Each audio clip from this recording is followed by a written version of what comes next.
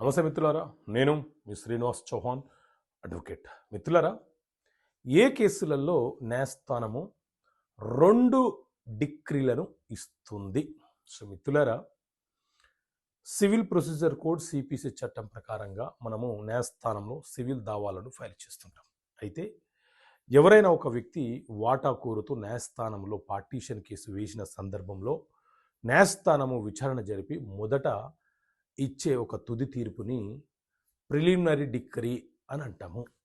So ఈ ప్రాథమిక తీర్పు ఏదైతే ఉందో ఇది ఇచ్చిన తర్వాత మళ్ళీ ఫైనల్ డిక్రీ కూడా అదే న్యాయస్థానము ఇస్తుంది. మరి ప్రిలిమినరీ డిక్రీ వచ్చిన తర్వాత నుంచి ఎంత కాలంలోపు ఫైనల్ డిక్రీ కోసం పిటిషన్ వేసుకోవాలి అంటే దీనికి లిమిటేషన్ లేదు. ఎందుకంటే కేసు వేసిన రోజు నుంచే లిమిటేషన్ అయిపోతుంది. ప్రిలిమినరీ డిగ్రీ వచ్చిన తర్వాత నుంచి మనం ఫైనల్ డిగ్రీ కావాలని అడగడానికి పర్టికులర్గా లిమిటేషన్ యాక్ట్లో ఈ సెక్షన్ ప్రకారంగా ఇంత లిమిటేషన్ అనేది ఎక్కడ కూడా పేర్కొనలేదు.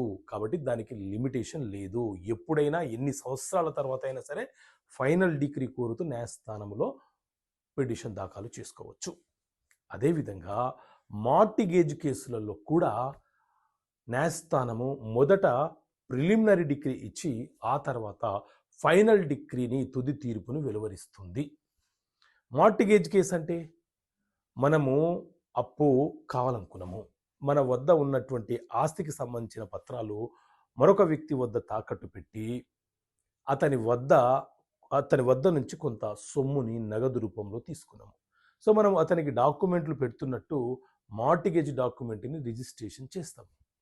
సో ఈ సందర్భంలో మార్టిగేజ్ రిలీజ్ చేయమని మనం అడిగినా, లేకపోతే మార్టిగేజ్ డబ్బులు నాకు చెల్లించటం లేదని అతను కేసు ఫైల్ చేసినా ఆ కేసులలో న్యాయస్థానం మొదట ప్రిలిమినరీ డిగ్రీ ఆ తర్వాత ఫైనల్ డిగ్రీ అనేది ఇవ్వడం జరుగుతుంది.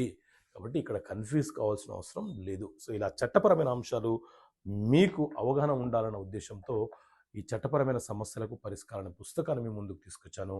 ఈ పుస్తకం కావాలనుకుంటే ఇక్కడ కనిపిస్తున్న నెంబర్ కాల్ చేసి పుస్తకాన్ని పొందవచ్చు. ఓకే మిత్రులారా, థ్యాంక్ యూ. జై హింద్.